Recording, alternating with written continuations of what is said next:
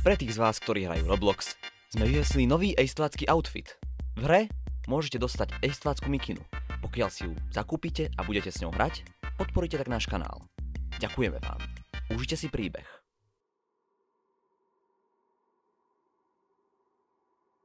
V Kalifornii niečo roztrhalo skupinku turistov. A ja mám pocit, že to nebolo obyčajné zviera. V deň, keď sa to stalo, som mal bežný pracovný deň. Pracoval som ako kriminalista a v rámci kriminalistiky som vyšetroval vraždy. Za 10 rokov mojej práce som videl už všeličo. Telá perfektne zachované aj zmrzačené. To, čo som však videl v ten deň, už len svojou brutalitou prekonalo aj moje najčiernejšie a najzvrátenejšie nočné mory. Žil som v malom mestečku na okraji pohoria Sierra Nevada v Kalifornii. V tomto pohorí bola veľmi rozšírená turistika a do môjho mestečka prúdilo pomerne veľa nadšených turistov. Bol som v tejto pomerne odľahlej oblasti Kalifornie jedným z mála vyšetrovateľov vo svojom obore. A tak som okrem svojho mestečka vyšetroval vraždy vo veľa priľahlých mestečkách. V to osudné ráno mi zavolal môj kamarát Ernest, ktorý pracoval u polície. Povedal, že mu práve volala nejaká pani, ktorá nahlásila objav 3 tiel. Potom mi povedal, že by som sa na to mal prísť pozrieť. On sám už bol na ceste ku miestu činu. Nasadol som do svojho auta a odviezol sa na príjazdovú cestu, ktorá sa začínala na okraji borovicového lesa. Tieto lesy sú v pohorí Sierra Nevada typické. Podľa Ernestovej správy to malo byť ešte 15 metrov smerom do lesa. Pripravoval som sa na to, čo uvidím, ale to sa proste nedá popísať slovami. Skúsim to, ako najlepšie budem vedieť. Keď som na dané miesto dorazil, stalo tam 5 policajných aut, hasiči a ešte 2 čierne autá, o ktorých som predpokladal, že patrili akejsi tajnej vládnej organizácii. Pristúpil som bližšie, keď som si všimol Ernesta. Ahoj Ernest, kde sú tie telá? Ernest sa na mňa otočil, v jeho pohľade sa zračila hrôza a úzkosť. Úplne všade. Hlesol potichu Ernest. Táto odpoveď ma nesmierne zarazila. No keď som sa preplietol pomedzi autá, políciu a hasičov, tak som to uvidel. Borovice pri ceste boli postriekané krvou a to, čo ležalo pod nimi, no myslím, že aj Ted Bundy by sa z toho pozvracal. Všade boli kusy ľudských tiel. Pri koreňoch ležal hrudný kôš, na konári boli zavesené vlasy, uprostred cestičky ležala spodná čeľusť. Bol to nepopísateľne ohavný pohľad. Tie telá neboli roztrhané. Vyzeralo to, ako by v nich zaživa vybuchol granát. Slovom, boli doslova rozletené po lese. Okamžite som sa pozvracal. Mojou prácou bolo vyšetrovanie vražd a ako som už spomínal, za tú dobu som videl veľa tiel v rôznych stupňoch zohavenia, rozkladu či poničenia. Ale toto neboli ani telá. Na tento pohľad ma nemohol pripraviť nejaký hororový film.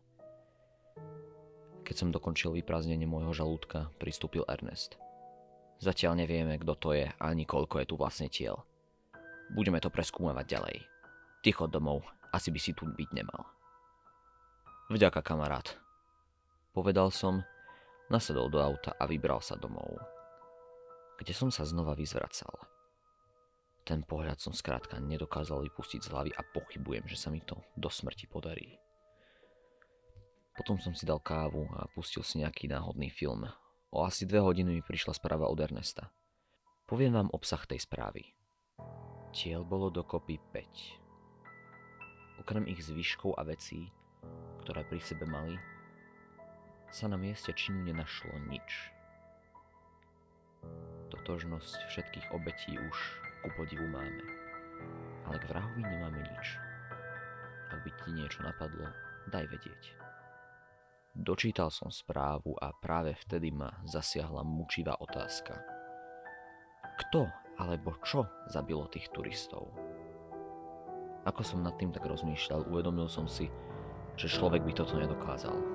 V lesoch Kalifornie žijú iba 4 veľké dravce, ktoré sú schopné napadnúť a usmrtiť človeka. A to puma, vlk, kojot a medveď. Ako som ale uvažoval nad týmito zvieratami, všetkými postupne začali zo zoznamu podozrivých vypadávať, a to kvôli zjavným dôvodom. Vlky napádajú ľudí len v extrémnych prípadoch a v tejto časti Kalifornie sú kriticky ohrozené. Kojot by mal maximálne dostatok sily k útoku na jednotlivca a puma s medveďom takisto neútočia na skupinky ľudí a ak už vôbec útočia, vyhľadajú si osamotenú korisť. Keď som zo svojho zoznamu vyčiarkol všetky tieto tvory, niečo mi došlo. Toto nemohlo byť nejaké normálne zviera. Myslím si, že ani Tyrannosaurus Rex by nebol schopný rozkmásať skupinku turistov do takej miery, že by s ich zvyškami bol vyzdobený celý les. Ale ak to nebol ani človek a ani zviera, čo to bolo? Nikdy som neveril v nadprirodzeno, duchov, démonov, mimozemšťanov a podobne.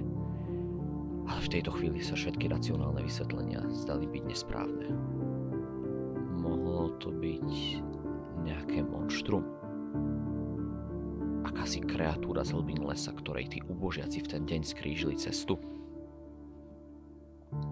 Ako som nad tým tak rozmýšľal, zazvonil mi telefón. Bol to Ernest. Zdvihol som. Ahoj, máš niečo nové k prípadu? On odpovedal.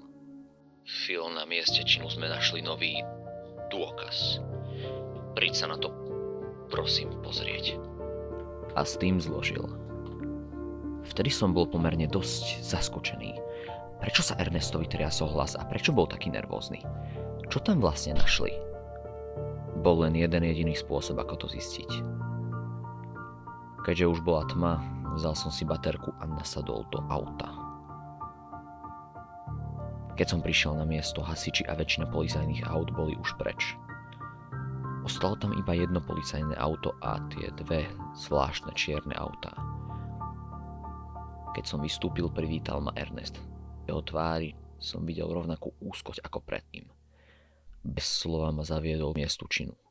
Hoci krvostriekan v mene borovíc vyzvali v svetle batérie, kde si tie ohavné zvyšky už odstránili. Čo ma potešilo. Ernest prešiel za miesto činu a tam mi pokynul, aby som sa pozrel dole. Zasvietil som baterkou na zem a keď som uvidel, čo na zemi bolo, tak som potichu zaklel. V blate bola psia stopa väčšia než dlaň dospelého muža. Boli sme asi 20 metrov od aut a preto vyvolával tento pohľad číru hrôzu. Čo to je? Opýtal som sa. Sám neviem, odpovedal Ernest. Musíme to tu uzavrieť. I hneď! Ernest súhlasne prikývol. No keď sme sa chystali, aby sme odišli a zavolali posily, čosi mi zhora dopadlo rovno na rameno. Namieril som batérku na to, čo som tam mal. Bola to slina. Začal som zrýchlene dýchať a Ernest skoro vykríkol. Pomaly sme sa otočili a zasvietili batérkami do koruny borovice. To, čo sedelo na jednej z tých vetiev, mi bude spôsobovať nočné mory do konca môjho osamelého života. Dalo by sa to opísať mnohými slovami, ale mne vtedy napadlo jedno jediné označenie, ktoré by tú ohavnosť, čo tam sedela, vystihlo. Satanové dieťa. Bolo to o niečo väčšie ako dospelý človek, ale bolo to až neprirodzene chudé. Namiesto chodidiel to malo zvieracie laby a na rukách dlhé prsty s obrovskými pazúrmi. Z jeho krku sa na nás pozerala veľká psia hlava s nechutnými bielými krvou podliatými očami.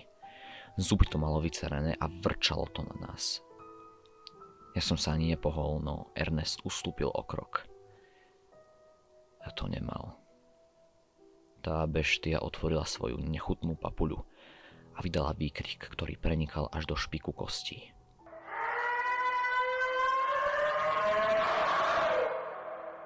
Potom to zoskočilo z vetvy, dopadlo na dve nohy a rozbehlo sa to priamo na nás. Vykríkli sme a rozbehli sa späť k miestu činu.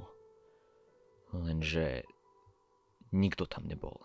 Všetky autá boli preč. Pravdepodobne nevedeli, že sme išli ďalej do lesa. A odišli. Ale nemali sme čas nad tým uvažovať. Z lesa za nami sa ozývali kroky a boli čoraz bližšie. Na nič sme nečakali a len za pomoci svojich nechtov sme sa vyškriabali do koruny jednej z vyšších borovíc. Ako náhle sme sa tam dostali, s kríkou vybehla tá vec. Prišla na miesto činu. Padla na všetky 4 a začala ňuchať. Chvíľu sa tam potulovala a my sme sa na ňu len v hrôze pozerali. Z relatívneho bezpečia koruny borovice. Ak by sa to dozvedelo, že sme tam hore, nebolo by úniku. Potom sa to však opäť vstýčilo na dve a vzdialilo sa to do lesa. Počkali sme ešte asi 10 minút a potom sme zliezli z borovice a rozbehli sa. Keď sme sa zastavili, nevedeli sme, kde sme boli. Museli sme v tme zísť z cestičky. Zapni svetlo, zaševelil Ernest. Aby nás tá kreatúra našla? Opýtal som sa sarkasticky.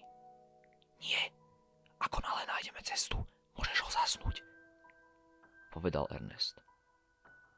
Fajn, povedal som, namieril baterku na kríky predo mnou a zasvietil. S krikou na mňa hľadela hlava tej veci. Malo to vycerené zuby a keďže to malo napriahnuté pazúry a zohnuté kolená, usúdil som, že sa to chystá skočiť. Uhol som sa, ale práve vtedy to vyskočilo a dopadlo to na Ernesta, ktorý stál hneď za mnou. Ten vykríkol a s tou vecou na sebe sa zrútil do nedalekých kríkov. Nechaj ho! Vykrikol som, no akýkoľvek odpor bol márny. Skôr než som stihol urobiť čokoľvek, rozrezala tá vec pazúrmi Ernestov hrudník. Kričal v ukrutnej bolesti a v nepopísateľnej agónii, no jeho krik postupne utíchol. Tá vec ho usmrtila. S vedomím, že môj kamarát bol mŕtvý, som sa rozbehol preč. Ten netvor bol zohnutý nad Ernestovým telom a bol zanepráznený vyťahovaním jeho vnútorných orgánov, čo mi dalo čas utiecť. Nevedel som, kam utekám. Jediné, čo som chcel, bolo dostať sa čo najďalej od toho tvora. Ani neviem, ako dlho som bežal. Možno celé minúty, možno celé hodiny. Bolo mi jedno, ako veľmi ma bolelo telo a pálili svaly. Jediné, čo som chcel, bolo, aby ma tá vec nedostala. Po nejakom čase som hlboko v lese narazil na maličkej čistine na väžu pre požiarnu hliadku. Vybehol som po schodoch hore a ku môjmu údivu boli dvere odomknuté. Vbehol som dnu, zatvoril dvere, zabarikádoval ich blízkymi policami a zvalil sa na lôžko. Chvíľu som premýšľal nad tým, čo sa to práve stalo. Niečo v lese práve zabilo môjho kamaráta. Takmer to dostalo mňa a ja som predsa len nemal najmenšej potuchy o tom, čo to vlastne bolo. Nevedel som, či ma to sledovalo, alebo či sa to vybralo hľadať inú korisť, ale vtedy som bol príliš vydesený na to, aby som nad tým vôbec myslel. Po asi 2 hodinách ležania, civenia do stropu a premýšľania som väžu prehľadal. Našiel som zo pár užitočných vecí, vrátane svetlíc a vysielačky. Zavolal som posily, ale nebudú po mňa schopní prísť do niekoľkých hodín. Počasie sa zhoršuje a nemám veľkú nádej, že z toho vyviaznem živý. Pod vežou počujem kroky. Práve do záznamu nahrávam toto. Neviem, kto to nájde a či to vôbec niekedy niekto nájde. Viem len, že môj čas skoro vypršal. Lebo to stvorenie je pod vežou. Vidím odlesk jeho očí. Čaká, kým budem najslabší. Čaká, kým to vzdám.